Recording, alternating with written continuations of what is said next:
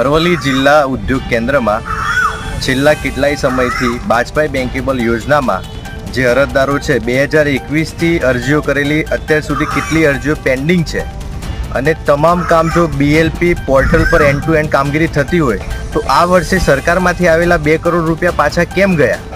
આ સૌથી મોટો પ્રશ્ન છે.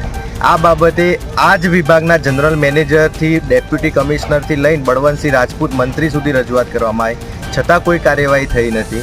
આ બાબતે સ્વાગતમાં પણ રજૂઆત કરવામાં આવી છે અને ખરેખર આ જિલ્લા ઉદ્યોગ બાબતે જિલ્લા કલેક્ટર અને ઉચ્ચ સ્તરીય તપાસ થવી જોઈએ. પર ફાઇલે 5 થી 10 હજારના ઉઘરાણા માટે અરવલ્લી જિલ્લાના 2000થી વધુ લાભાર્થીઓ હેરાન થઈ રહ્યા છે.